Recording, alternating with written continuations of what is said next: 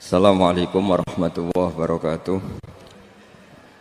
Bismillahirrahmanirrahim. Nahmaduka ya ghafuru ya syakuru. Mashalli wa sallim barik ala sayyidina maulana Muhammadin wa ala alihi wa sahbihi asfa'in nama ba'du. Sayyidina Ali itu masyhur. Dia punya musuh besar namanya Muawiyah. Karena permusuhan ini tidak bisa dihindari. Jadi kalau dalam fikih Islam, ini anak-anak saya ajari fikih. Kalau orang mukmin membunuh orang mukmin itu hukumnya dosa besar apa kecil? Besar. Itu di bab kisos. Tapi orang fikih itu unik. Di fikih itu ada kitab sial namanya. Di takrib ada kitab sial. Dan di situ ada penjelasan mangkutila dunamali fahuwa syahid. Orang yang dibunuh karena membela hartanya atau keluarganya, itu dia mati syahid. Kalau dia posisi membunuh, maka malingnya atau penjahatnya muhaddarun damu. Gak punya hak nuntut kisos karena dia anggap gak ada artinya darah. Nah sekarang begini, suatu saat ada garong ke rumah Anda, ingin membunuh Anda karena ingin mengambil harta Anda. Anda ingin ingat status mukminnya atau status garongnya. Terus kamu mau dibunuh diam aja. Saya tidak mau membunuh orang mukmin atau membunuh orang muslim. Nah, kesulitan yang dialami Sayyidina Ali seperti itu. Orang-orang Khawarij cara berpikir, Ali ku geblek. Wong mukmin kok ben mateni wong mukmin. Muawiyah ya geblek pisan. Wong mukmin kok ben mateni orang. Padahal suasana sudah kacau. Ketika seorang penjahat mau membunuh yang punya rumah dan yang punya rumah ingin membunuh penjahat. Itu namanya mukmin bentrok sama orang mukmin. Apa orang benar sahibul hak ingin mempertahankan haknya? Tidak sampai saya tanya. Itu sahibul hak, yaitu yang punya rumah, ingin mempertahankan haknya. Meskipun dalam duel ini kadang terjadi pembunuhan. Nah di sini ini ya, ulama ahli sunnah menyebut masalah istihadiyah. Kelompoknya Sayyidina Ali mempertahankan nyawanya, meskipun dengan cara membunuh pasukan Muawiyah. Pasukan Muawiyah juga mempertahankan nyawanya, meskipun harus membunuh pasukan Ali. Zaman itu susahnya istihad seperti itu. Tapi orang Khawarij cara berpikir enggak, ini biang keladi masalah itu Ali sama Muawiyah. Mereka malah rapat, ya sudah dua-duanya bunuh saja. Ya masyhur tuh, akhirnya Sayyidina Ali dibunuh oleh orang Khawarij. Makanya ini penting ya, pentingnya ngaji seperti ini. Jadi kamu harus dilatih berpikir nubuwah. Jadi dilatih berpikir apa? Nubuwah disebut al-ulama warasatul. Meskipun dengan cara yang ekstrim, tapi pikirannya saja, jangan perilakunya. Saya punya contoh sekian kasus, sekian tragedi. Misalnya begini, saya itu dulu punya teman, dia soleh, bisa baca Fathul Mu'in. Dia itu janggal, bilang sama saya, Gus, tidak biasanya Rasulullah itu agak-agak nyindir orang fakir. Ini kok ada hadis kadal fakru ayakuna kufrun, bahwa kefakiran itu mendekati apa? Kekufuran. Dia itu aneh sekali. Biasanya enggak biasanya Rasulullah kritik seperti itu. Walhasil ini singkat cerita, anak ini ngalami satu trauma. Dia itu miskin. Gara-gara miskin gitu jadi buruhnya orang non muslim.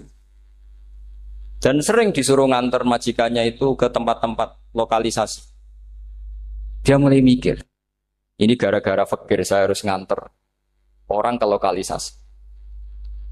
Mulai ingat dia, sedekah Rasulullah ini gara-gara fakir saya jadi pengantar orang ke lokalisasi. Suatu saat majikannya itu benar-benar bangkrut, malah tidak disuruh nganter. Pokoknya carikan yang cantik bawa sini. Pusing. Nah, dia akhirnya walhasil lari terus keluar, terus dia cerita betapa ekstrimnya fakir sehingga gara-gara fakir saya harus jadi penolong orang yang mau apa mak. Anda boleh berpikir ekstrim, tapi ekstrim dalam melawan kemungkaran itu tadi. Saya nggak boleh jadi fakir, tapi takutnya fakir yang nanti jadi alat kemak. Imam Ghazali juga punya contoh seperti itu. Imam Ghazali pernah marah besar ketika tren di Baghdad itu orang belajar fikih semua. Hatta la yakuna thamma tabibun illa min ahli dhimmah, kata beliau. Sampai di Baghdad itu tidak ada dokter kecuali orang kafir dhimmah. Akhirnya kalau ada ulama sakit, saya masih ingat pas kecil, kalau ada ulama sakit itu tidak boleh dibawa ke rumah sakit. Takutnya ketemu dokter muslim, non muslim malah disuntik langsung apa? Akhirnya ulama saat itu berfatwa, orang Islam harus ada yang jadi dokter. Banyaklah gus-gus yang sekolah ke dokter. Yang masyhur ya seperti Sahal bin Abdul Fattah. Itu dulu putranya Ki Fatah yang menolong Pak Mahfud saat sembunyi. Saking idolakannya Basal, anaknya dinamakan Sahal, tapi dia jadi dokter spesialis bedah. Begitu seterusnya urusan negara. Dulu itu orang jabat itu tidak boleh, karena jabat itu dekat dengan syubhat, dekat dengan haram. Tapi gara-gara pejabatnya non-muslim, kalau bikin aturan ya ala non-muslim. Ulama akhirnya sadar, andikan kita yang jabat pasti tidak seperti itu. Bisa bikin perda ini, bisa bikin pelaturan begini yang menguntungkan Islam. Nah, jadilah banyak pejabat yang sekarang muslim. Tempat-tempat maksiat diobrak-abrik sama Satpol PP macam-macam. Kita untung. Tapi kalau orang-orang Khawarij pikirannya pokoknya pejabat itu dekat dengan haram, dekat dengan syubhat. Padahal dengan kita jabat bisa bikin perda atau apa yang menguntungkan Islam. Kemudian menjadi masalah baru secara fikih. Ini adik-adik dengerin biar kulino senam fikih. Kalau caleg soleh, misalnya Mas Nadif nyalek, ini tadi tak guyoni, mau jadi bupati ndak, kalau ya mau saya dukung. Jadi misalnya gini ya, Zaid sama Bakar, misalnya Bakar itu orang soleh, mau jadi calon lurah. Dia tahu kalau dia lurahnya kampung lebih baik. Kalau yang jadi ini Zaid, itu kampung itu rusak, karena dia suka dugem, suka macam-macam. Kemudian Zaid ini pasti jadi karena beli suara. Misalnya per kepala itu dibeli 50.000. Bakar ini kalau nggak beli suara, kalah. Padahal dengan kalahnya Bakar artinya kemenangan, kemungkaran. Itu zaman era Fathul Mu'in, muridnya Ibnu Hajar Al-Hitami. Ibnu Hajar muridnya Abu Zakaria Al-Ansori itu fatwa. Yang soleh ini wajib beli suara, bukan boleh, wajib beli suara.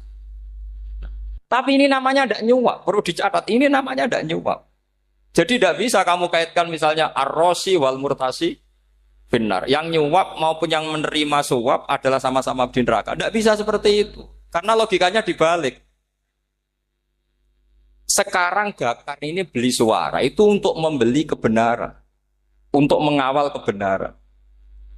Zaid beli suara untuk menopang kebatilan. Berarti namanya Bakar ini penyuap atau pembeli kebenaran? Pembeli kebenaran. Harus dibedakan. Nah, ini pentingnya ulama. Memang nyatanya seperti itu. Yang dikatakan nyuap, riswah itu adalah membayar uang li'ibtolil haqqi untuk membatalkan kebenaran atau membenarkan kebatilan. Itu namanya nyuap. Tapi kalau mengeluarkan uang untuk menghakkan barang hak dan membatalkan barang batil, itu namanya uang berjuang. Nah ini pentingnya mikir. Jadi ulama itu mulai dulu sudah kelihatan. Nah sekarang sudah banyak orang-orang khusyuk yang biasa di masjid khusyuk. Kalau ditanya zaman akhir rusak kabeh, wong soleh-soleh wis nyuap. Kalau orang soleh ini tidak nyuap ya tidak jadi. Kalau nggak jadi mereka nggak ada yang jadi DPR, nggak ada partai Islam, habis malah Indonesia. Saya itu punya kenalan banyak pakar-pakar di Jakarta, itu cerita saya Pak Bahar. Indonesia itu solusinya gampang. Kita ini punya Bali, punya Batam. Itu kalau Bali dimakaukan, Batam dikayakan Hollywood. Amerika kaya itu bukan karena hebat. Pornografi dijual. Tinju di Nevada itu dijual, di Las Vegas dijual. Apa saja dijual. Kok tidak kaya itu gimana? Sementara Indonesia mau aur-auran gitu sukan partai Islam.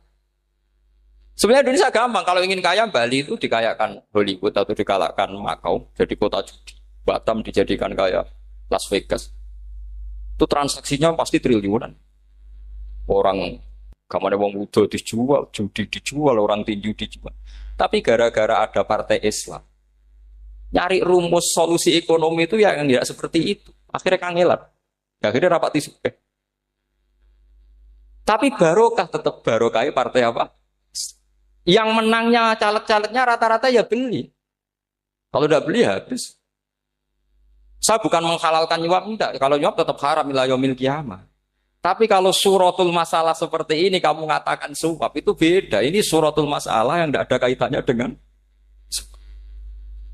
Asal lawannya batil, kecuali lawannya sama-sama hak.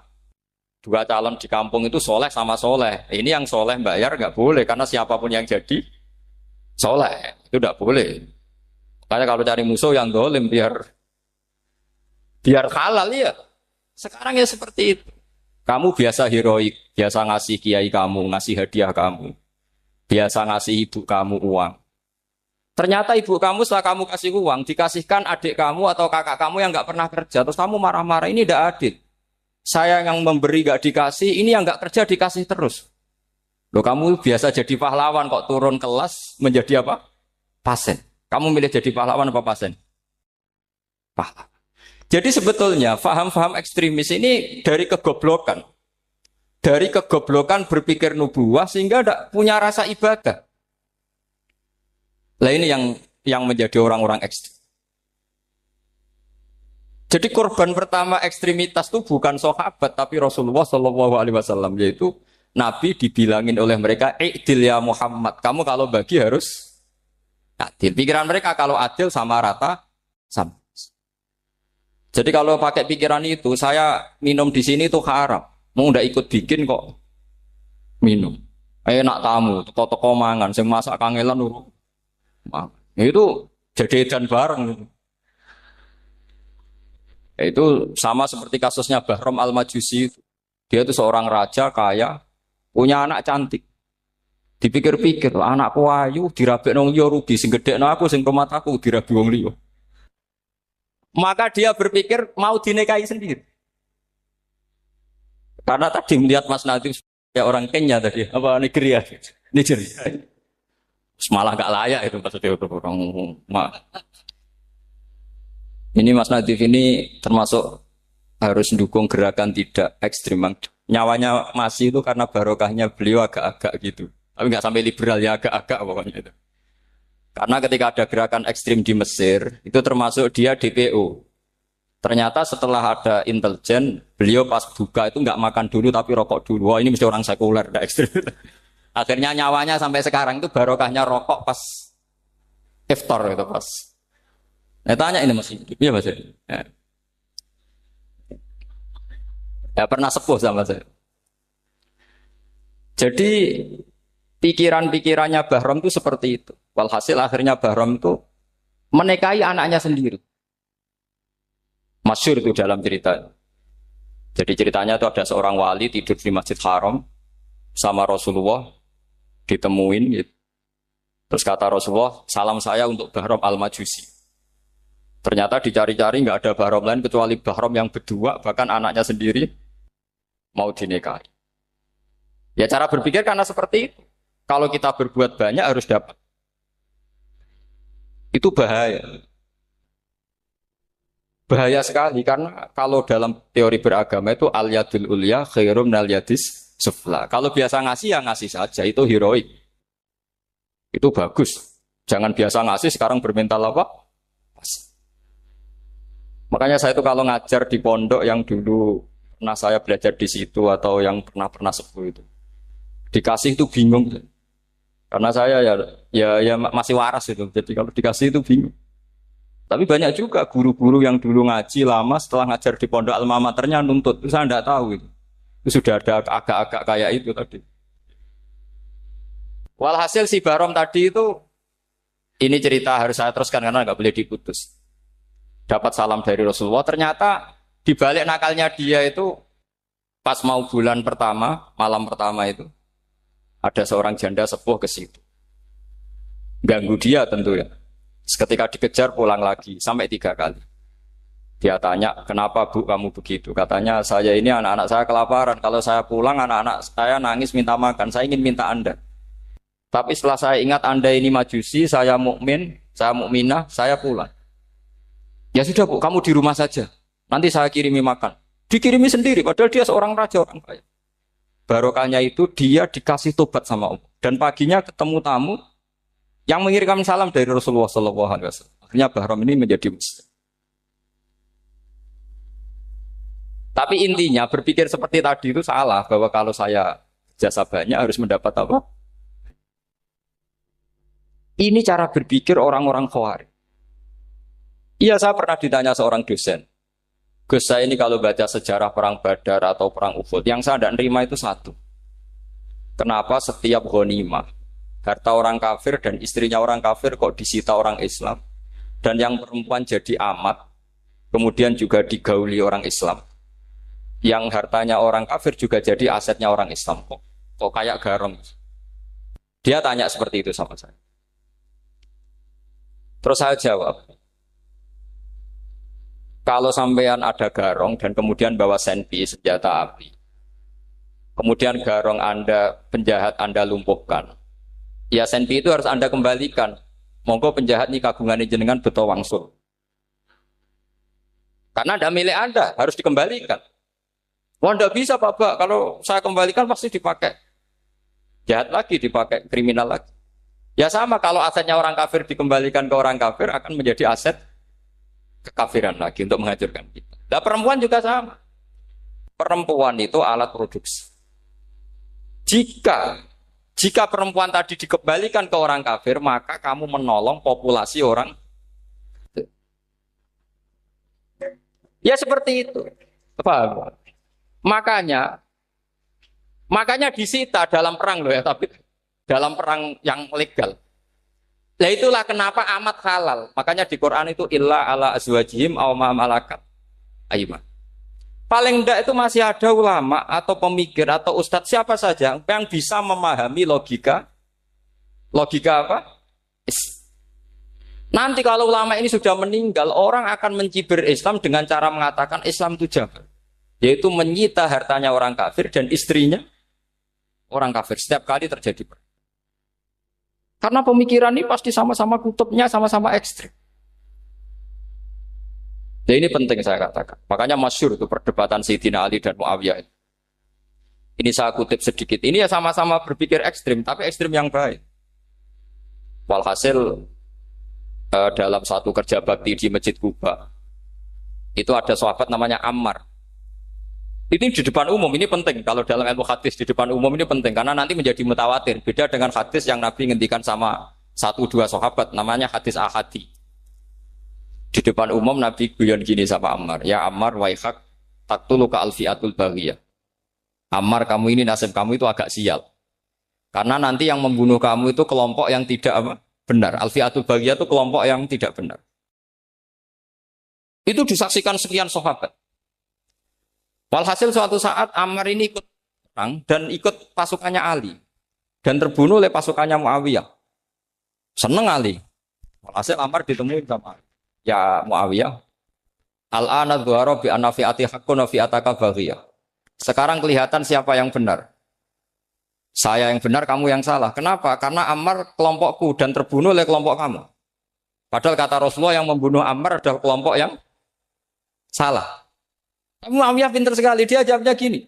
Laula kama kutila Ammar. Ammar terbunuh karena bela-belain kamu. Kalau kamu tidak nyuruh dia perang juga enggak terbunuh kan. Jadi kamu ikut andil, terbunuhnya siapa? Ammar. Tapi apa kata Sayyidina Ali? Idzan qatala Rasulullah Hamzah. Kalau teori itu Anda pakai, Rasulullah pun membunuh Hamzah. Sekarang Hamzah perang karena suruhan siapa? Rasulullah. Yang membunuh Hamzah siapa? Wahsy. Kalau teori itu Anda pakai, berarti Rasulullah pun membunuh Hamzah. Terus fasa kata Muawiyah, terus Muawiyah diam. Jadi fikih pun tuh diputuskan lewat pikiran ekstrim. Tapi bukan ekstrim yang merugikan orang lain. Ya, kalau merugikan orang lain namanya sudah la dororo wa la diror. Dia menyalahi aturan itu. Makanya saya pernah ngaji di sini dulu ketika tahun kemarin. Fikih-fikih Islam itu punya rumus, itu ya gara-gara pikiran ekstrim sebetulnya. Saya pernah nyontohkan adalah orang tuh kalau sholat jenazah itu mayitnya di depan. Itu ulama fikih tidak ada yang punya alasan. Mau hanya bilang gini, hakadha wajadna salafan wa khalafan. Mulai dulu kalau nyolati mayit ya jenazahnya di depan. Ya hanya gitu saja, tidak punya alasan. Makanya ulama lain mengatakan tidak apa-apa jenazah di belakang, yang sholat di depan. Kenapa? Fa innaha laysat bimanzilatil imam. Memangnya jenazah imam kok harus di depan? Itu ya tidak ada yang bisa bantah. Bagaimana mungkin harus di depan? Oh, enggak imam kok harus. Yang harus di depan itu imam. Jenazah itu imam apa enggak? Enggak. Terus alasan kedua sholat ghaib. Kalau ada orang mati di Surabaya, Mas Nadib di sini, sholat gaib boleh enggak? Boleh. Jenazahnya di depan apa belakang? Belakang. Di belakang kan? Berarti harus enggak jenazah di depan? Ya dia mau ngakeh yang jelas kalau itu. Lah ini contoh-contoh kecil. Nah orang Khawarij itu orang yang paling tidak mau menerima otak adik seperti itu. Akhirnya jadi goblok bareng tadi. Ya makanya Rasulullah pun jadi korbannya Khawarij. Muhammad kamu harus adil. Karena pikiran mereka adil itu yang memberi banyak ya dapat banyak. Kalau pikiran nubuah tidak seperti itu. Kalau yang biasa memberi, biasa heroik, biasa baik ya biar tetap biasa memberi. Jangan dilatih jadi apa? Fasih. Ini mungkin adik-adik juga agak keberatan, tapi harus dilatih. Makanya saya itu jadi kiai itu ya mulai kecil anaknya kiai butuh kiai. Saya itu ya mulang tuh senang. Saya tidak pernah terlintas dikasih santri atau dihormati ya enggak. Mungkin sampai mati ya enggak terlintas. Ya pikiran saya sederhana. Biasa mulang pahlawan malah sekarang pasen itu malah kayak cemen, kayak turun kelas itu. Jadi saya terus ya enggak kepikiran sama sekali. Loh kalau saya minta sama Allah karena itu atasan saya. Makanya ada ulama yang ekstrem gini, ini kisah nyata. Ada ulama alim datang ke seorang raja. Rajanya ini soleh padahal. Ternyata pas raja itu berdoa, ya Allah saya kasih ini, kasih ini. Padahal ulama tadi itu mau mengajukan proposal. Mau minta apa gitu. Terus dia pulang ketika ditanya, Pak Kiai kenapa pulang? Ternyata raja itu minta zat yang sama yang saya mintai. Kalau raja saja masih minta ngapain saya minta raja? Saya akan minta zat yang dimintai raja. Terus pulang dia. Wah itu ya pikiran ekstrim, tapi bagus ekstrimnya. Saya akan minta zat yang dimintai. Kalau sampean kan enggak, uteke saya les, sholat dinteni, tetap jalo. Oh, orang mikir seperti itu. Memang salah didik, salah itu tadi. Nah, ini harus dilatih. Masyhur itu ketika Nabi pas Fathu Makkah itu. Orang-orang Ansor ngomentari Nabi gini, ketika Nabi sangat happy di Mekah, sangat enjoy di Mekah, kata orang-orang Ansor, Amar rojul adroka durok fatun fi ahli wa ulfatun fi asyiroti. Namanya orang pasti happy kalau di kampung halaman. Jangan-jangan Rasulullah itu nanti hidup di Mekah lagi, karena Mekah sudah dikuasai orang Islam. Beliau pasti kangen sama keluarga, sama Mekah. Tapi ya sama, ketika Rasulullah mulai ngasih itu, orang-orang Quraisy dikasih banyak, orang Ansor juga pikirannya seperti itu. Baru orang Ansor dilatih pikiran nubuwah, yaitu tadi. Mereka itu dapat kambing, dapat sapi, terus pulang. Kamu mendapat saya, milih mana? Milih Rasulullah Shallallahu Alaihi Wasallam. Sekarang kamu saya balik.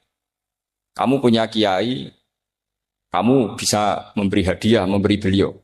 Suatu saat kiai Anda ini kaya raya, terus sering ngasih orang-orang yang nggak pernah berjasa. Kamu nggak pernah dikasih. Itu kalau pakai pikiran Khawarij, kiai ini salah karena ngasih orang yang tidak berjasa. Tapi kalau kamu pakai pikiran nubuah, enggak. Alhamdulillah saya tetap istiqomah memberi kiai itu. Dan alhamdulillah enggak dibales. Semoga balasannya di akhir. Ya sudah seperti itu.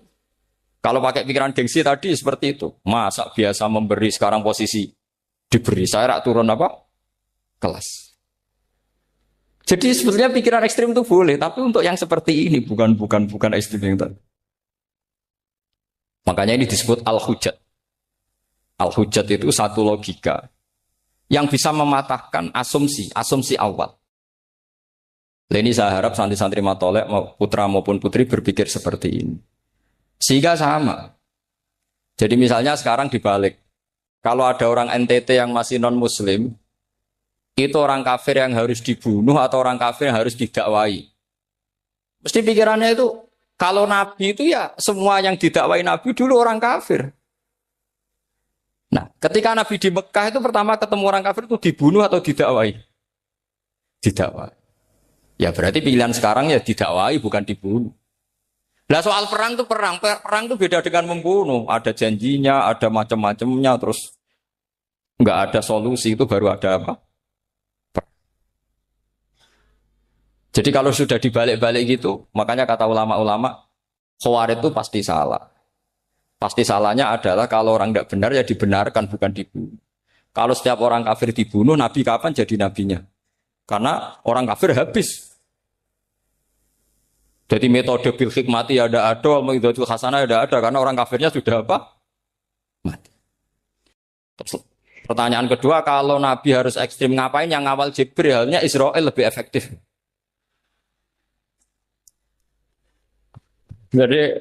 Jadi kalau sama-sama ingin ekstrim, Nabi itu nggak usah dikawal Jibril kan, enggak efektif kan? Harusnya yang ngawal itu siapa? Israel. Kan nggak repot.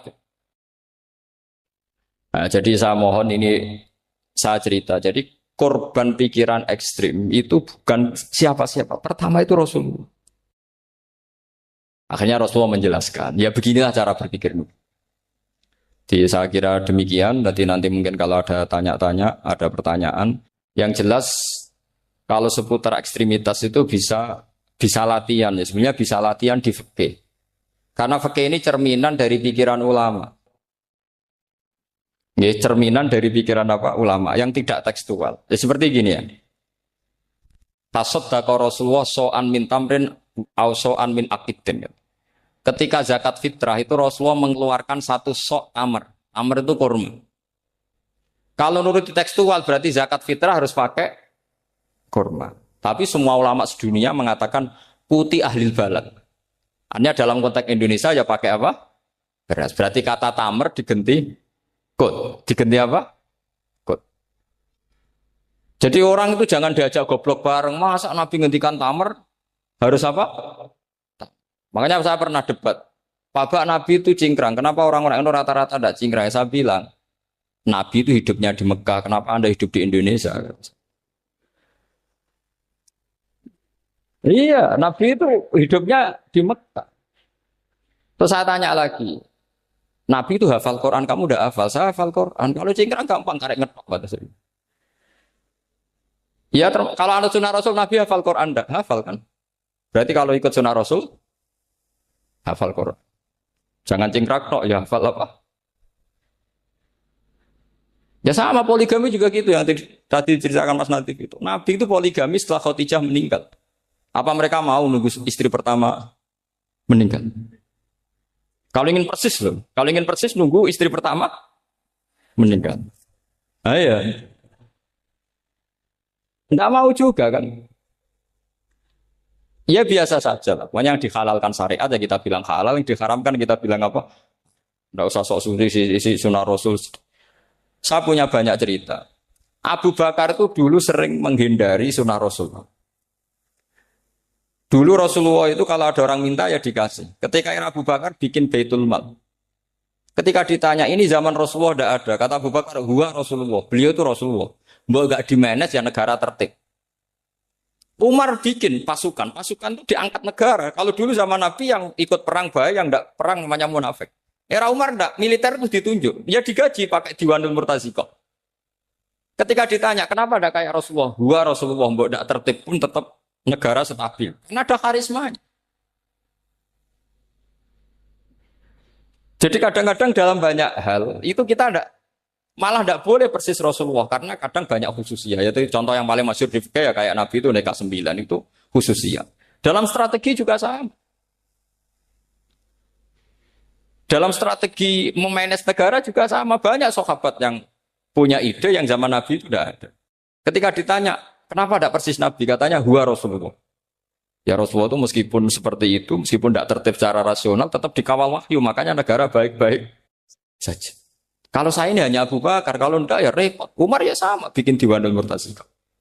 Utsman juga sama, di-manage negara. Sayyidina Ali juga di-manage. Kalau Nabi tidak. Tapi tidak apa-apa, karena ada karisma. Sama tak cerita nih, masalah zakat yang masyhur. Orang paling bakhil sekalipun, paling kikir sekalipun, itu zaman Rasulullah bayar zakat. Karena pikirannya setelah zakat dikasihkan, Rasulullah mendoakan. Khudh min amwalihim shadaqatan tutahhiruhum wa tuzakkihim biha wa sholli alaihim. Inna sholataka sakanul lahum. Era Abu Bakar enggak. Sorry ya Abu Bakrin, dulu kita zakat sama Rasulullah karena didoakan beliau. Kamu hanya Abu Bakar, saya tidak mau zakat. Ya sama lah seperti orang dipimpin ulama-ulama karismatik. Orang dipimpin Badullah itu tidak usah metai, santri sudah nurut. Dipimpin Usman Nazif, gak bikin pelaturan, habis pondok. Kalau tidak ngancam, gak gini, ditakzir, gak gini, habis. Zaman Badola dehem tok santri wedi. Mas Nadif dehem. Oh, enggak. Nah, makanya Rasulullah itu tidak banyak bikin pelaturan.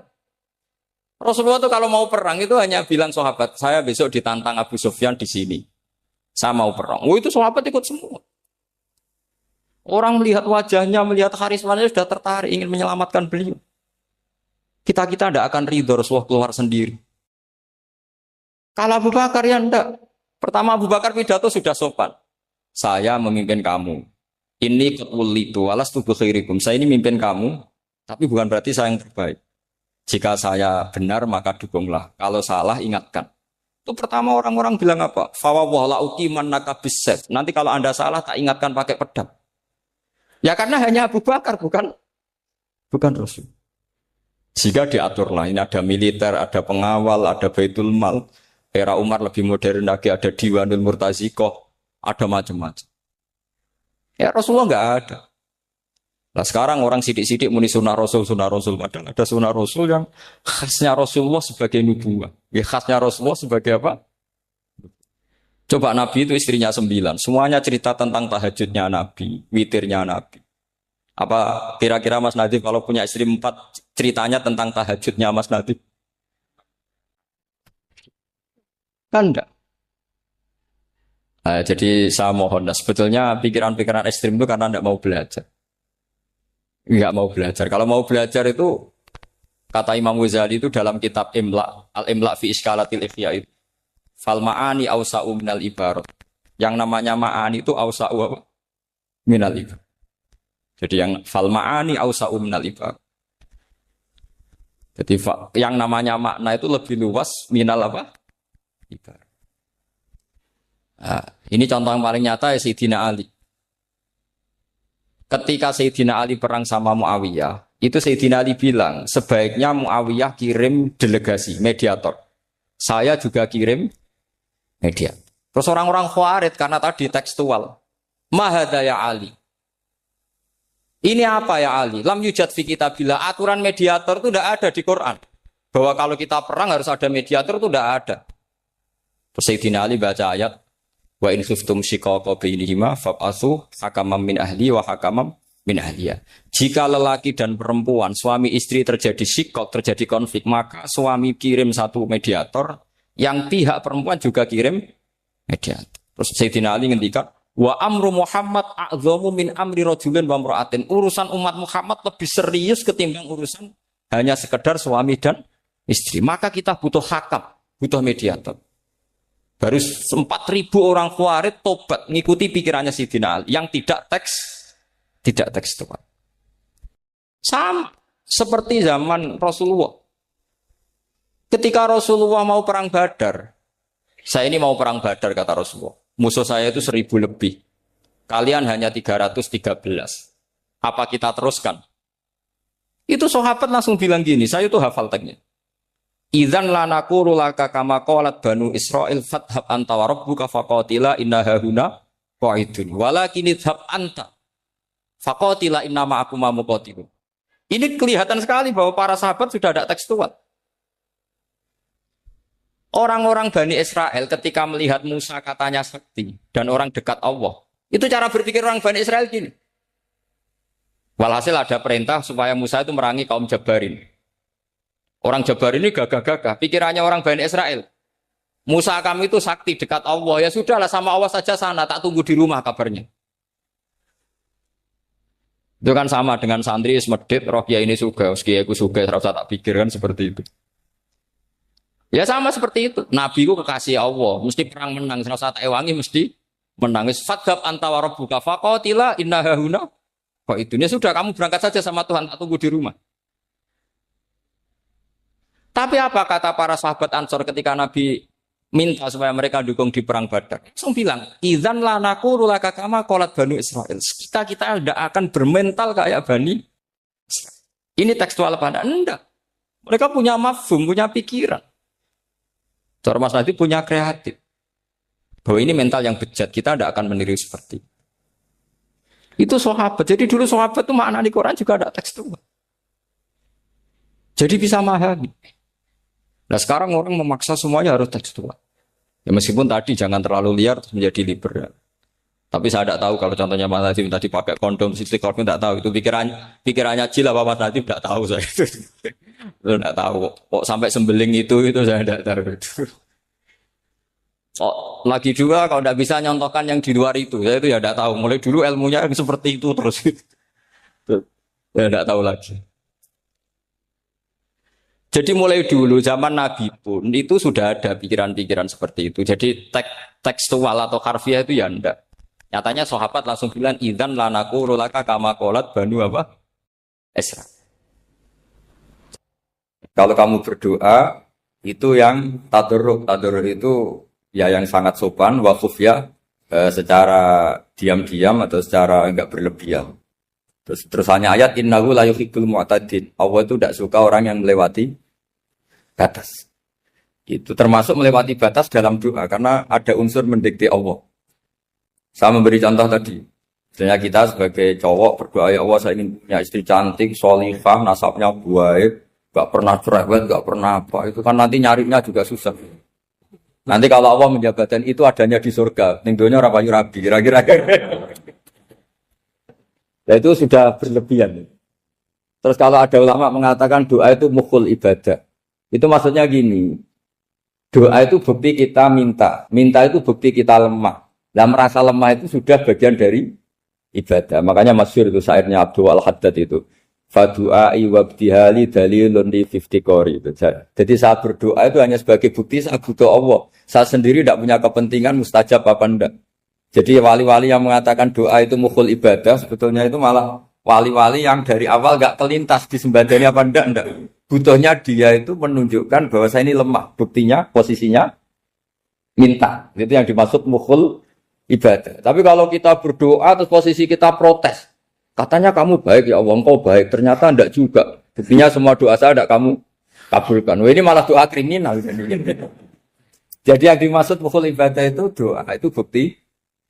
Minta itu bukti lemah. Makanya ada syairnya Abdul Al-Haddad maksud fadu'a ibabdihali dalilun li fiftikor. Jadi saya minta engkau ya Allah itu bukti saya butuh. Jadi itu bukan dua hal yang harus dipertentangkan. Jadi kalau doa dikatakan apa? Ibadah karena di doa itu minta. Nah minta itu bukti merasa kita lemah. Berarti kita sa'il Allah mas'ul. Kita minta Allah yang kita mintain. Kita menengadah Allah yang berposisi memberi. Itu saja sudah cukup sebagai ibadah. Meskipun doa kita tidak mustajab. Karena memang tadi seperti itu. Kalau di ilmu-ilmu tasawuf itu apa ya? Doa itu memang benar-benar sudah mukhul ibadah. Karena tadi perasaan merasa butuh sama Allah itu. Nah, merasa butuh itu, kalau kita berdoa merasa butuh sama yang kita minta, itu dalam ilmu tasawuf sudah kriminal, berarti kamu lebih butuh makhluknya.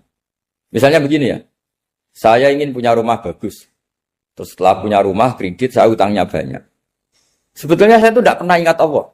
Gara-gara utang banyak, kredit jatuh tempo, terus melibatkan Allah.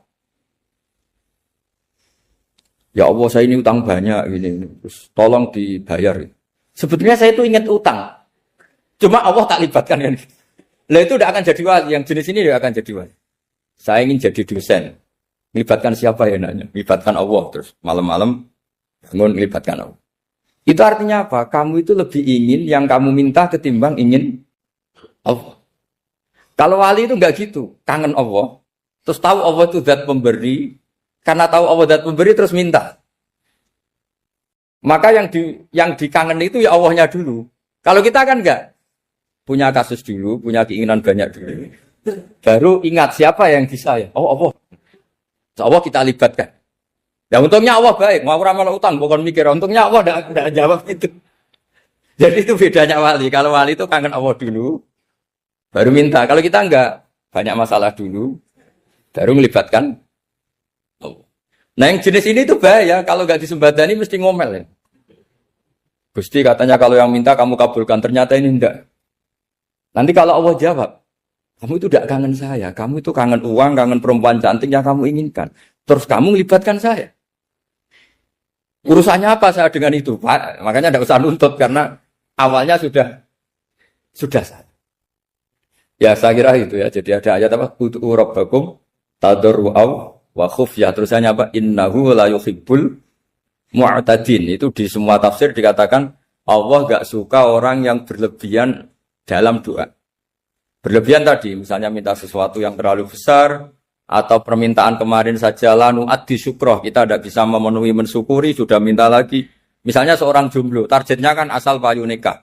Tapi setelah nikah bayangkan istrinya solihah, tidak cerewet, itu kan berlebihan. Bilang status jomblo saja belum kamu syukuri kok sudah minta macam-macam. Jadi harusnya kan syukur dulu ya. Sekedar laku nikah ini kan ada syukur yang harus, seperti jadi dosen juga gitu. Sekedar jadi dosen harus kita syukuri dulu karena menjadi kita tidak nganggur. Itu kan satu harkat sosial yang luar biasa. Jangan tahu-tahu sudah hari kedua cari intensif, cari ini itu, syukurnya aja belum sudah kemana-mana. Itu sudah mu'tadin, sudah melebihi apa? Batas. Ya saya kira. Jadi begini ya masalah pendidikan ya. Kalau saya jawab pakai ilmu hakikat saja karena ini keahlian saya. Sebetulnya begini ya, kalau misalnya itu ya subjektif juga, misalnya bilang rata-rata alumni pondok ini sukses, alumni kampus ini sukses, yang ini tidak sukses, itu satu pasti subjektif. Karena biasanya yang diterkenalkan yang sukses-sukses. Sama saya punya tetangga dari pondok yang Anda sebut itu kebetulan tidak sukses semua. Itu jantogo saya sampai ngeluh. Saya ini gimana kok? Ya ini sudah seperti itu kan subjektif. Tapi menyangkut pendidikan itu begini ya, menyangkut hasil dari pendidikan itu. Andai kan kita bicara ilmu hakikat, misalnya kita mondok itu, mondok kemudian jadi orang miskin, jadi orang yang menurut orang banyak tidak berguna di masyarakat. Ternyata kita ini orang yang kelihatan tidak punya karir, tapi kalau malam sujud sama Allah. Punya anak niat memperbanyak orang sujud, terus punya ibu yang sakit-sakitan kita rawat. Meskipun kita tidak jadi dosen, tidak jadi menteri. Tapi indah Allah itu luar biasa, karena berstatus ngerawat ibu, ngerawat anak, ngerawat istri. Nah Islam itu datang dengan jargon-jargon seperti itu. Sehingga Nabi kalau muji itu ada Uwais Al-Qarni, ini orang yang luar biasa. Ternyata dia itu punya ibu lumpuh yang kalau kemana-mana harus digendong. Ketika tetangga-tetangganya berhasil sowan Rasulullah itu Uwais Al-Qarni tidak bisa. Karena setiap ibunya dipamitin mau sowan ke Rasulullah itu sama ibunya nggak boleh. Tapi apa yang terjadi? Justru dipuji-puji Nabi sebaik-baiknya kurun. Kurun itu waktu adalah kurun yang ada Uwais Al-Qarni. Saya punya teman, ini kisah nyata. Saya berkali-kali ngisi ngaji di komunitas ulama. Ini mungkin tidak bagus untuk kampus, tapi harus saya utarakan supaya ya kita evaluasi. Saya bilang gini, saya ini jadi kiai itu sering iri sama orang goblok. Orang goblok itu barokah kata saya gitu. Itu kiai kaget semua karena saya bilang orang goblok itu barokah. Saya beri contoh gini, misalnya saya pinter, terus juara MTQ, juara hafal Quran atau juara baca Quran secara tartil. Ujung-ujungnya saya dapat hadiah umroh atau apalah, atau hadiah rumah atau apa. Pertanyaannya adalah mendapat. Saya ulang lagi, mendapat. Sementara ada santri yang bodoh, gara-gara bodoh itu dosen UI yang enggak, jadi kiai yang enggak, akhirnya dia jadi pekerja di Korea. Barokahnya bodoh tadi. Karena di Korea melihat orang ateis, akhirnya dia kepikiran bikin masjid. Sebagian gajinya disumbangkan untuk masjid. Ini bodoh pendiri masjid. Tapi kita gara-gara dosen dakwah di masjid, ini pinter dapat uang dari masjid. Nah ini bukan nyindir, ini biasa saja, ini maksud saya. Maksud saya, kamu jangan ngabaikan hidup. Akhirnya apa yang terjadi? Saya ini punya teman ini betul. Saya ini kan kecelok dulu tuh Gus Salim. Nasib saya di mana-mana dihormati. Kadang saya merasa dosa. Kok dihormati? Saya punya teman, dulu gobloknya minta ampun sekolah, sekelas maksudnya. Gobloknya, soalnya gobloknya harus disepakati. Sudah. Iya, goblok mujma'alah kira-kira. Singkat cerita, dia itu hidup di pedalaman Kalimantan sekitar tahun 92. Dulu kan biasalah di dalam hutan itu pasti ada penebangan hutan macam. Dia ada bosnya, yang jelas dia ada bosnya. Saya yakin juga agak kriminal. Karena dia tidak yang illegal logging. Pokoknya ditakdir dia hidup di tengah hutan. Ikut orang. Setelah itu dulu gak ada HP. Sering kirim surat ke saya, Gus, saya ini hidup di tengah hutan. Tapi saya ini muslim, pernah mondok. Kalau gak bikin Jumat itu gak enak. Bikinlah dia Jumatan. Nah karena dia pernah ngaji fikih Syafi'i, kalau Jumatan gak ada orang 40 itu harusnya zuhur, tidak Jumatan. Tapi orang yang kerja di situ tidak mau. Wong dino Jumat kok zuhuran loh Pak. Kalau dino Jumat ya Jumatan ya. Tanya saya, Gus itu kalau ada kaulnya enggak supaya Jumatan enggak orang 40 sah. Singkat cerita dia lama-lama jadi pendiri masjid di situ. Dia punya sedikit gaji ya dipakai masjid, punya sedikit tanah diwakafkan untuk masjid. Artinya apa? Indawa ini banyak orang bodoh, ternyata di komunitasnya dia muassis, pendiri, pemberi. Sementara kita yang keceluk pinter, dapat umroh, dapat bonus. Kira-kira nanti kita ketemu Allah. Kamu pernah nyumbang Islam apa? Yang bodoh jawab, oh nanti Gusti bikin masjid di pedalaman. Kita yang pinter. Kayaknya kalau memberi, enggak lah Gusti. Reputasinya mendapat. Ketika Nabi memenangkan perang Badar, itu ada Asra Badrin, tawanan-tawanan perang Badar. Nabi suka musyawarah, suka rembukan. Ya Abu Bakrin, menurut kamu tawanan ini diapakan? Kata Abu Bakar, hum asyiratuka. Mereka itu keluarga engkau, orang-orang Quraisy. Ya dibebaskan saja. Pakai tebusan. Nanti uang itu kita kelola supaya jadi penguat Islam. Dan orang-orang ini merasa hutang jasa karena harusnya dibunuh, tapi kita bebaskan. Tanya, bagaimana kamu ya Umar menurut kamu? Kata Umar, ini kan orang-orang yang dulu ingin bunuh kamu. Yang ingin menghabisi jenengan, ingin dan sudah ngusir jenengan. Ya setelah ketangkep ya dibunuh, kok repot. Apa kata Rasulullah? Rasulullah spontan ngendikan, innama salaka ya Abu Bakrin kama sali Ibrahim. Kamu ibarat kayak Nabi Ibrahim. Izqala faman tabi'ani fa innahu minni wa man asani fa innakal ghafurur rahim. Jadi Nabi Ibrahim itu unik. Melihat umat itu sesyafakoh itu. Syafakoh itu banget sayangnya. Nabi Ibrahim cara berpikir, faman tabi'ani fa innahu minni. Orang yang ikut saya ya Allah pasti golongan saya. Tentu layak masuk surga. Wa man asani, orang yang mendurhakai saya, fa innakal ghafurur rahim. Engkau Maha Pengampun. Bukan yang mendurhakai langsung masuk neraka, enggak. Engkau Maha Pengampun. Wa masalu kaya Umar kama salin Nuh. Isqala rabbi la tadzar ala ardi minal kafirin dajjara. Umar, kamu mirip Nabi Nuh. Inginnya semua orang kafir dihabisin. Ya masyhur kan Nabi Nuh itu enggak ingin ada orang kafir sampai ada banjir tufan.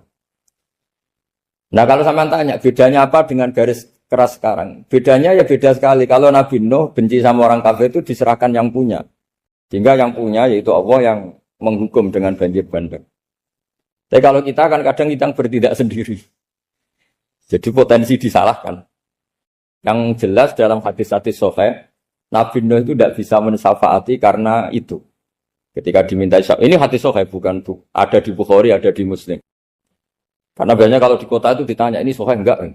Untungnya yang tanya kadang enggak paham, ini alhamdulillahnya. Jadi wah repot. Nabi Nuh itu diantara sebabnya nggak bisa mensyafaati adalah pernah corong Jawa maksudno kaume. Kalau dalam bahasa Arab itu da'a li Zaidin berarti mendoakan positif. Kalau da'a la Zaidin mendoakan negatif. Kalau orang Jawa itu ada doa, ada pasot. Nabi Nuh adalah orang yang pernah maksudkan kaumnya. Nah, saya cerita sedikit tentang Nabi Nuh dan Nabi Ibrahim. Nabi Ibrahim dianggap tadi cerminannya Abu Bakar dianggap niru Ibrahim, cerminannya Umar dianggap niru Nabi siapa? Nabi. Lalu kalau sampean tanya, bedanya gimana? Begini logikanya. Kita mengkaji secara akademik begini. Ada ulama besar namanya Abdul Hasan Asyadzili, itu masyhur di Indonesia menjadi Thariqah Asyadziliyah. Terus ada seorang muridnya minta gini, ya Abdul Hasan Asyadzili, tolong saya dikasih ijazah supaya saya tidak pernah maksiat di bumi ini. Karena saya takut sama Allah. Kalau saya maksiat itu merasa tidak nyaman dengan Allah. Abdul Hasan Asyadzili ini malah marah besar. Atuhibbu alla tadhhara maghfiratu. Kalau kamu tidak pernah maksiat, berarti kamu suka maghfirahnya Allah Ta'ala itu tidak kelihatan. Karena tidak ada yang maksiat. Tapi bukan dukung kamu yang tidak ada. Ini cerita ilmiah. Tapi kalau Said Abdul Al-Haddad, itu kebalikannya. Ada orang fasik gitu, hidup berkeliaran, mengganggu masyarakat, ganggu ketertiban agama. Ada kiai atau siapa gitu mendoakan supaya tobat atau dikasih panjang umur supaya nanti bisa tobat. Itu beliau, Said Abdul Al-Haddad marah besar. Man da'a li fasikin bil baqa faqad ahabba ayyusawahu fi ardi. Orang yang mendoakan orang fasik hidup, berarti dia suka Allah dimaksiati di buminya. Jadi akhirnya jadi kutub besar, yang satu Sadziliyah, yang satu Haddadi. Kenapa ya? Karena tadi yang satu cerminan Nabi Isa, yang satu cerminan Nabi Yahya. Sebagaimana sabda Rasulullah tadi, ulama ummati ka ambiyai bani Israil. Juga masyhur dalam aplikasi pengajaran juga gitu. Masyhur sekali dalam kitab-kitab diceritakan. Kalau Said Abdul Haddad, kalau ada orang sowan itu, kamu ngaji sama siapa? Sama si A. Itu. Pernah nangis gak pas ngajar? Gak pernah. Udah gak terus, gak usah diterusin ngaji orang seperti itu. Hatinya atas, wong orang iso nangis. Ya. Tapi kalau Abu Hasan Asyadzili kebalikan. Kamu ngaji sama siapa? Sama si A. Pernah tertawa enggak kalau ngaji? Enggak pernah. Udah, enggak usah ngaji sama orang itu. Orang enggak bisa syukur. jadi itu manhaj besar. Nah, akhirnya orang-orang kayak kita ini enggak jelas semua. Nangis ya bisa, syukur, guyu ya bisa. Cuma celakanya kalau kita nangis karena enggak punya uang, kalau guyu karena punya uang. Itu masalahnya. Tapi kalau wali-wali dulu enggak. Kalau senyum ya karena saking yakin rahmatnya Allah itu wasiat rahmatu. Kalau nangis, ya karena takut azabnya Allah. Kalau kita kan enggak, sangat-sangat materialistik. Ini yang membedakan kita. Sebenarnya nangis dan senyum itu satu keharusan, karena Allah punya madharul jalal. Ketika Allah dengan sifat keagungannya, maka kita ini seorang Jawa serako bersenyum. Tapi Allah itu kadang sebagai madharul jamal. Adanya satu keasikan. Sehingga yang merengut itu yang salah. Makanya dalam ilmu tasawuf, kutub wali itu hanya dua. Allah dengan madharul jalal, dengan Allah yang madharul jamal. Contoh madharul jalal misalnya gini. Ketika Nabi Musa ingin melihat Allah, saking kangennya ingin melihat Allah, Rabbi arini anzur ilaik. Ya Allah, saya beri hak untuk melihat engkau.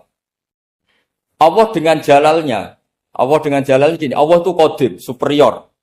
Tentu gak layak tersentuh barang hadis. Barang hadis itu makhluk. Sehingga ketika falam matajalla rabbuhu lil jabali ja'alahu dakka wa kharra Musa sa'iqa.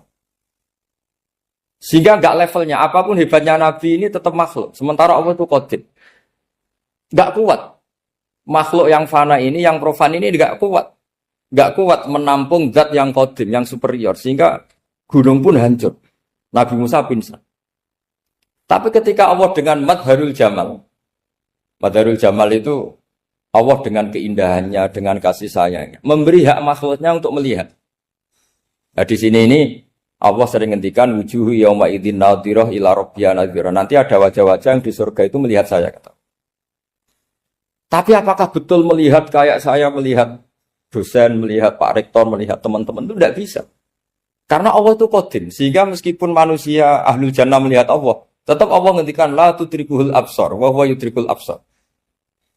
Karena Allah di balik jamalnya ya punya jalal, di balik jalalnya juga punya jalal. Sehingga selalu di Quran itu diulang beberapa kali supaya proporsional. Nah, kenapa ahli sunnah tetap berkeyakinan Allah bisa dilihat? Logikanya begini. Fa inna kulla maujudin yasihu ayyura. Allah itu zat sing nyata-nyata wujud dan punya eksistensi. Di mana-mana sesuatu yang wujud itu layak untuk bisa dilihat. Lalu pertanyaannya gini, kenapa kita tidak bisa melihat sekarang kok nunggu di akhirat? Karena mata kita sekarang itu profan, fana. Sementara kita setelah di surga, tubuh kita didesain abadi. Ya saya ulang lagi ya, setelah kita di surga, semua fisik kita ini didesain abadi. Tentu karena desainnya sudah abadi, layak melihat zat yang abadi. Tapi pertanyaannya, kenapa tidak bisa ikhatoh, tidak bisa melihat sampai faham, la tudrikul absar? Karena abadi kita itu diabadikan. Sebagaimana surga abadinya diabadikan. Neraka ya diabadikan. Sementara Allah abadi dengan dirinya sendiri. Yaitu Al-Qayyum. Atau dalam bahasa ngajinya Qiyamuhu binafs. Nah lalu pertanyaan, makanya Mu'tazilah itu menentang betul kalau orang di surga bisa melihat Allah. Cara berpikir Mu'tazilah, melihat itu artinya yang dilihat ada arahnya. Sementara Allah terbebas dari arah. Tapi kata ahli sunnah cara berpikir tidak seperti itu. Melihat itu pokoknya tahu. Nah, tahu karena mata itu karena kita ditakdir tahu itu karena mata. Sebetulnya yang menjadikan tahu itu tidak mata. Ya kalau tahu ya tahu saja, bukan harus pakai mata. Itu cara berpikir ahli sunnah wal jamaah. Jadi saya beri ya bocoran. Kenapa mazhab ahli sunnah itu yang dipilih oleh banyak mayoritas di dunia, jumhur itu. Ahli sunnah itu dianggap pikirannya lebih orisinal. Misalnya ahli sunnah kalau ditanya, kenapa kamu melihat? Ya melihat saja. Kenapa kamu mendengar? Ya mendengar saja. Kesannya itu tidak rasional, kayak orang yang nggak pinter itu. Tapi sebetulnya itu yang benar. Jadi cara berpikir ahli sunnah itu melihat itu menjadi tahu. Menjadi tahu itu bisa karena mendengar, bisa karena melihat, bisa karena dikasih tahu, bisa karena bersentuhan. Sebab itu di Quran itu ada ayat ala ya'lamu man khalaqa, bukankah zat yang menciptakan itu menjadi tahu. Sehingga kenapa Allah itu selalu tahu? Karena Allah yang menciptakan. Kalau kamu tahu karena mata, sekali itu jauh, maka kamu tidak melihat. Atau kamu sekarang buta, kamu tidak melihat. Atau tertutupi barang itu, maka kamu tidak melihat. Tapi kalau kamu tahu karena kamu menciptakan, maka akan melihat terus. Misalnya saya ini tukang batu. Saya ingat betul ketika saya bangun Monas, itu polpen saya tak tanam di dalam Monas. Saya ingat betul kalau polpen saya warnanya putih, tak tanam di Monas 2 meter dari pondasi. Setelah saya pulang ke Jogja ditanya, di dalam Monas ada apa? Ada polpen. Posisinya 2 meter dari pondasi. Kenapa saya tahu? Karena saya yang menciptakan. Nah, karena menciptakan ini sehingga tahu saya akan terus menerus. Tapi kalau tahu karena mata sekali barang itu tertutupi, nggak tahu. Misalnya saya tahu jenengan karena dekat sekali jenengan kemana-mana saya sudah tidak tahu. Tapi kalau saya menaruh sesuatu di tubuh Anda, sehingga kamu kemana-mana tetap tahu bahwa barang itu ada di tubuh. Nanti kalau ada yang protes, tapi bisa saja Gus barang itu dicuri orang kemudian Anda tidak tahu. Yang menjadi tidak tahu karena saya sudah tidak menciptakan suasana itu. Selagi saya yang menciptakan, maka akan tahu. Nah, tapi karena Allah ini menciptakan semua yang ada di bumi, maka Allah tahu terus. Jika Allah tahu cara bikin kuman, terus tahu bahwa manusia itu punya kuman, kumannya punya organ, organnya juga punya kuman. Mesti gak kebayang.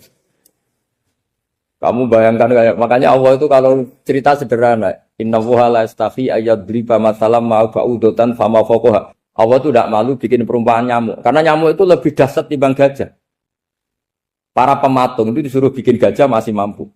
Bikinkan patung gajah, mungkin masih sanggup. Tapi kalau tak suruh bikin patung nyamuk, nggak usah bikin hidup, patungnya saja sekecil itu. Padahal nyamuk kecil itu punya organ tubuh. Lalu bikinnya organ tubuh nyamuk itu kayak apa sih? Organnya punya kuman, kumannya punya organ, organnya juga punya kuman. Sehingga orang-orang alim itu baca nyamuk itu lebih jadi ayat Allah ketimbang melihat dinosaurus. Tapi sekarang orang itu nggak tertarik ceritanya. Jadi beda perasaannya orang alim sama orang awam. Kalau orang awam tuh melihat mukjizat kan yang dasar-dasar kayak dinosaurus, gajah, wow gitu. Kalau orang alim nggak, malah melihat nyamuk. Kealiman seperti itu terjaga di umatnya Muhammad, di umatnya Rasulullah Muhammad SAW. Karena ketika umat ini nggak ditumbuhi para nabi, itu Allah menjamin Muhammad, ulama umatmu nanti punya kemampuan seperti nabi. Tentu tidak dalam keutamaan ya, keutamaan tentu nggak sekelas sama nabi. Kenapa itu terjadi? Karena tadi para nabi ini mewakili sekian. Kalau kita sangat mencintai Indonesia, maka kita akan tegas siapapun yang ingin menghancurkan Indonesia. Itu kira-kira cerminan Nabi Nuh. Kalau kita sangat mencintai Allah, maka kita akan benci sebenci-bencinya sama orang yang mendurhakai Allah. Tapi masalahnya, Allah yang kita cintai itu memaklumatkan diri kalau bersifat ghafur, pengampun. Sehingga kalau kita terlalu kasar, ini kan yang kita cintai bersifat ghafur kok kita kasar. Di sini Nabi Ibrahim. Beliau sangat mantau sekali sama yang durhaka sama Allah. Tapi kalau mau mantau gimana? Zat yang mengajarkan itu bersifat ghafur. Maka kita mau tidak mau. Makanya ada riwayat mengatakan takhallaku bi akhlaqillah, kamu bertata krama kayak akhlaknya Allah. Akhirnya ya sudah, kita mau apa coba? Kira-kira kalau kamu mencintai seseorang, itu potensinya akan dua, protektif. Ada telepon, itu dari siapa? Cewek atau cowok? Protektif. Itu bukti cinta atau bukti suudon? Kan tidak tahu. Tapi misalnya kamu cinta perempuan terus, WA-an sama lelaki gak apa-apa, jalan sama lelaki gak apa-apa, sama masa lalunya pacarnya juga gak apa-apa. Itu cinta apa pembiaran? Kan sama-sama gak jelas. Nah kira-kira mencintai Allah itu kira-kira analoginya seperti itu. Kalau yang satu protektif, Allah harus zat satu-satunya yang disembah. nggak boleh didurhakai, nggak boleh dikhianati kok. Sehingga ini sangat keras sekali. Nah, ini Nabi Nuh. Di sini ada Nabi Ibrahim karena orang yang zat yang kita cintai bersifat ghafur. Jika kalau kita terlalu tegas beda dengan sifatnya Allah yang bersifat ghafur. Nah, umatnya Nabi seperti itu mulai dulu. Ada yang moderat, ada yang keras, ada yang setengah keras, setengah moderat. Ada yang ngambil sikap, urip mangan turu, ngenteni mati. Itu lebih baik itu timbang punya istihad tapi gak jelas, mendingan. Itu ada riwayatnya. Suatu saat ibadah akhir umatku terbaik adalah tidur. Maksudnya tidur itu gak ngambil sikap, majur itu. Saya beri riwayat yang ada di Bukhari Muslim. Satakunu fitanun. Al-qa'id fiya khairun nal-qa'im wal-qa'in fiya khairun nal-masi wal-masi fiya khairun nas-sa'i. Nanti di akhir zaman itu banyak fitnah. Kata Rasulullah, yang duduk lebih baik ketimbang yang berdiri. Yang berdiri lebih baik ketimbang yang jalan. Yang jalan biasa lebih baik ketimbang yang jalan bergegas. Man tasyarrafa laha tastasrifu. Fitnah itu adalah siapa yang terlibat maka akan semakin parah. Sehingga semenjak itu ulama berpikir nanti di akhir zaman kalau ada fitnah, itu sebaiknya orang ngambil sikap sepasif-pasifnya. Secuek-cueknya. Jadi semua syurahul hadis sepakat, makna hadis ini apa? Orang disuruh sikap secuek-cuek. Misalnya pilihan presiden, contoh kecil pilihan presiden. Mungkin para intelektual nggak merasa, tapi kalau ulama itu cara berpikir beda. Pilihan presiden, kamu fanatik milih A, yang satu fanatik milih B. Ya presiden atau bupati atau gubernur. Terus yang satu bilang gini, wah kalau nggak di presideni A, nggak di bupati A, nggak di gubernur A, negara ini rusak. Mungkin betul dari segi jejak rekamnya A ini bagus. Tapi pertanyaannya secara tauhid, bagaimana Anda menggantungkan kesejahteraan sama makhluk? Kamu nggak pernah terusik begitu kan para intelektual? Itu kan melukai. Bagaimana mungkin Anda menggantungkan kesejahteraan dengan seorang makhluk? Wah kalau di presiden A pasti Indonesia makmur, kalau bupati A pasti Sleman makmur, pasti Bantul makmur. Nah, bagaimana mungkin makhluk yang sedang soleh kamu pastikan selalu soleh? Wong dia makhluk bisa berubah. Sementara yang B misalnya fasik, wah kalau dipimpin B pasti rusak negara. Bagaimana kamu pastikan B yang fasik selalu fasik? Biar saja dia husnul Fatimah. Yang fasik pas mimpin jadi soleh, yang soleh pas mimpin jadi fasik. Akhirnya ulama karena tahu sifat manusia itu baru badan kendali di tangan Allah. Sikapnya nggak jelas. Saya ini termasuk orang yang terkenal nggak jelas. Karena kalau ditanya, Gus sampean milih presiden mana, bakti mana? Sanut pangeran sing dadi aku loyal. Wah, anut pangeran yo kacau. Wah, luwih kacau menan anut pangeran kan. Ini kan sudah tidak sambung karena pikirannya ulama. Memang nggak beda, cara berpikir ulama itu beda. Bahkan bapak saya itu kalau didik saya itu begini. Kalau meseli saya atau ngirim saya dulu itu kan pakai mes.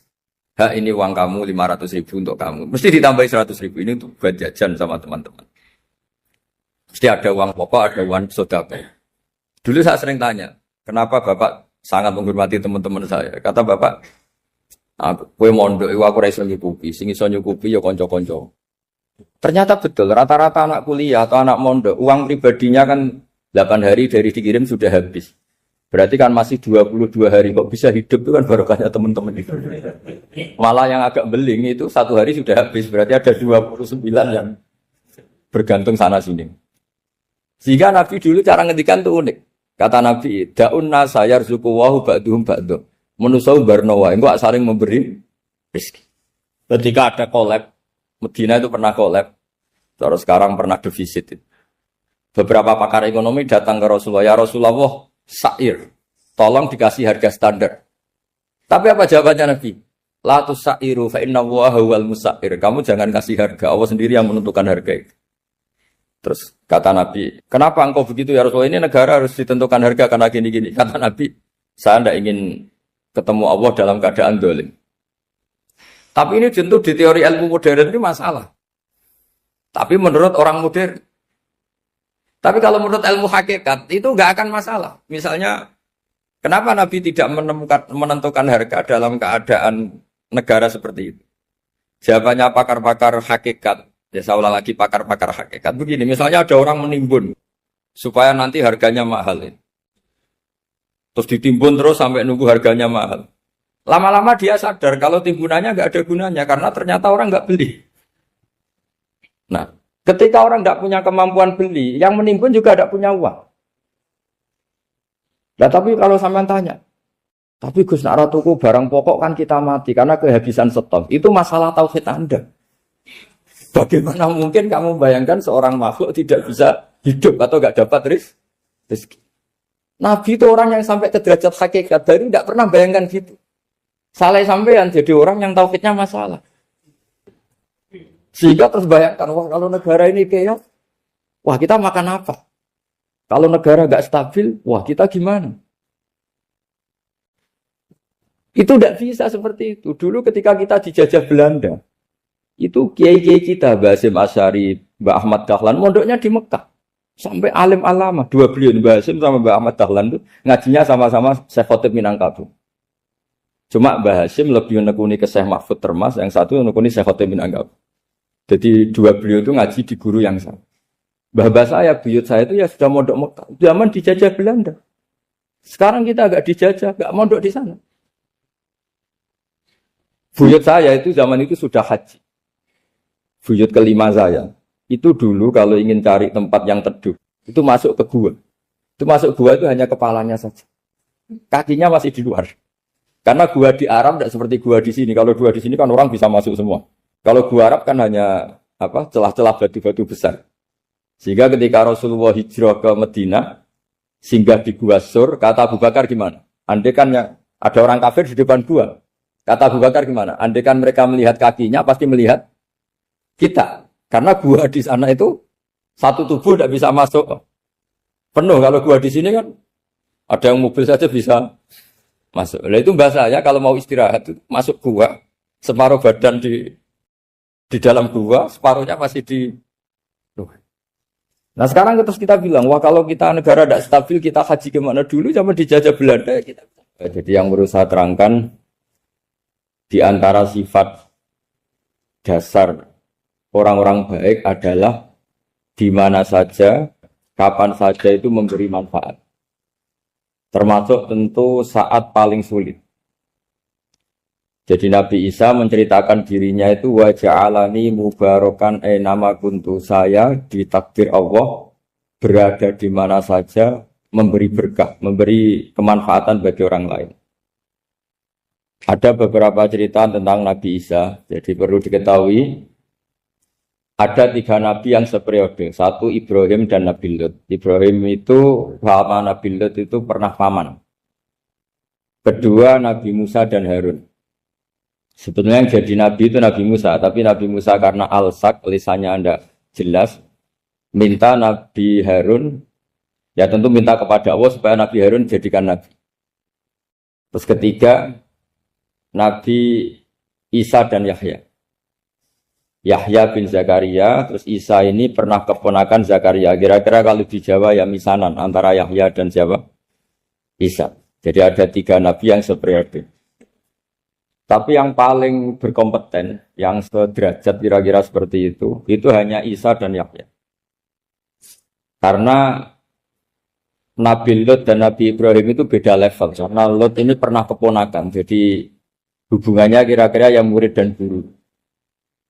Terus Musa dan Harun itu juga nggak level, karena Nabi Harun ini jadinya Nabi itu atas permohonan Nabi Musa. Sehingga meskipun Harun itu kakaknya, tapi nggak berani bantah. Jadi Nabi Musa itu dalam cerita, beliau itu alsak. Alsak itu lesannya agak kedal. Tapi ini alsak yang barokah. Jadi dulu ceritanya Musa kecil, karena dia seorang Nabi, beliau seorang Nabi. Itu kalau melihat Fir'aun itu mantelnya bukan main. Padahal kecilnya dirawat Fir'aun. Sehingga cerita mulai kecil sudah usil. Kalau melihat Fir'aun itu ya jenggotnya dipakai mainan. Pokoknya nakal. Lama-lama Fir'aun curiga, dasar orang Israel. Nabi Musa ini turunan Israel. Lama-lama Fir'aun itu yakin kalau itu sengaja. Akhirnya Fir'aun mau membunuh Musa. Terus kata istrinya Fir'aun, Musa itu masih anak kecil. Jadi seperti itu ya bawaan anak kecil, bukan bawaan kebencian terhadap orang Kipti, orang Mesir.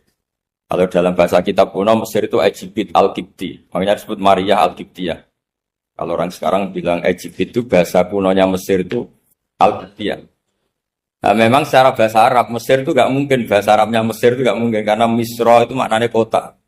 Jadi kalau kamu bilang kamu kemana? Ke Misro, ke kota. Lagi kota mana? Ya kota Mesir itu bisa debat kusir. Jadi ya kayak kita lah, kita sekolah di mana? Di madrasah. Madrasah terjemahnya apa? Sekolah.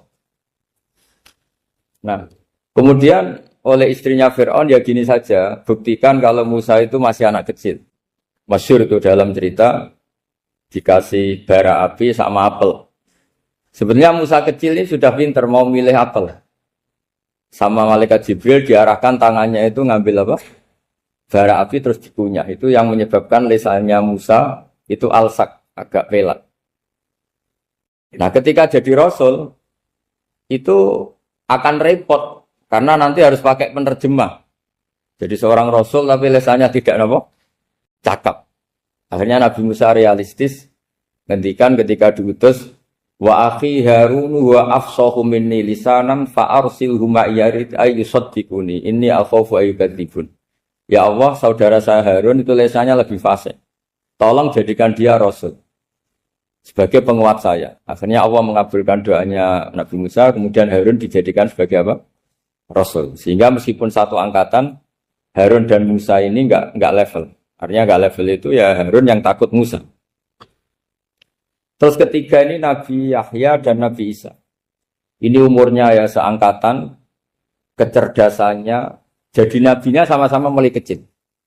Kita tahu Nabi Yahya termasuk yang diberi khitab Allah, ya Yahya khudil kitab bi quwwah wa atainahu hukma sobiyya.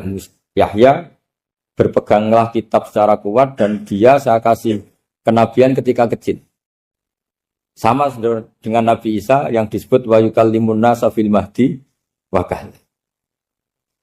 Sehingga karena selevel dua nabi ini menjadi figur besar dalam manhaj, dalam metode dakwah. Dua, karena masih misanan, jadi kalau Jawa kira-kira mirip misanan. Dua nabi ini kalau memilih satu kampung, itu kalau Nabi Yahya, itu milih kalau singgah di satu kampung, Nabi Yahya mesti tanya, orang sini yang paling soleh siapa, yang paling baik siapa. Ya terus singgah atau nginap di rumahnya orang baik tadi. Tapi kalau Nabi Isa enggak, orang sini yang nakal siapa, yang paling beling siapa. Terus Nabi Isa singgah di situ. Akhirnya ada pertanyaan dari Nabi Yahya, lima tanzilu ala syirarin nas. Kenapa kamu selalu singgah di orang-orang nakal? Syirar itu orang-orang nakal. Masyhur itu Nabi Isa menjawab, ana tabibun udawil mardo. Di mana-mana Nabi itu ibarat seorang dokter, kerjaannya tentu menyembuhkan orang-orang yang apa? Sakit. Jadi dua nabi ini sering berdebat, tentu debat yang baik, dan itu menjadi cara Jawa itu punjeri ilmu. Jadi manhaj ilmu besar antara Yahya dan Isa. Begitu juga Nabi Yahya itu kelihatan agak rileks, panik, saking takutnya sama Allah. Kalau Nabi Isa itu rileks, pokoknya kumpul orang-orang nakal itu ya rileks. Akhirnya ada dua pertanyaan sekaligus nanti jadi dua manhaj. Kenapa kamu sering sering kalau bahasa Arab itu abasa ya. Terus yang Nabi Yahya balik bertanya, kenapa kamu sering senyum, sering tertawa? Kenapa memangnya terus? Ka'annaka ta'manu min makrillah. Kamu sering senyum kayak kami sudah terbebas dari azab Allah, dari ditegur Allah, seakan-akan kamu orang paling benar yang gak akan salah. Nabi Isa balik tanya, sama kamu sering masam, sering merut, ka'annaka taqnatu min rahmatillah, seakan-akan kamu putus asa dari rahmatnya Allah. Sehingga kemudian itu jadi manhaj besar. Kalau terlalu senyum, ya dianggap orang yang kayak gak punya perasaan dosa. Tapi kalau terlalu masam, terlalu merenggut, seakan-akan rahmat Allah itu terbatas. Sehingga seakan-akan Allah itu rahmatnya nggak cukup lah untuk mengelola manusia ini. Sehingga itu jadi metode besar yang masyhur itu dalam sebuah hadis Nabi ngendikan, ulama ummati ka anbiya Bani Israil.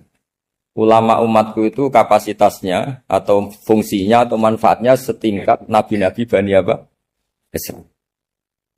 Karena ketika umat ini nggak ditunggui para nabi setelah Rasulullah SAW, itu yang nunggui hanya ulama. Tapi ulama ini sudah cukup mewakili para nabi Bani Israel. Dan banyak syurrahul hadis, para menyarah hadis mensarahkan, Nabi tidak ngendikan ulama umati kamisli seperti saya, tapi ka'ambiyai Bani Israel. Bagaimana nabi-nabi Bani Israel.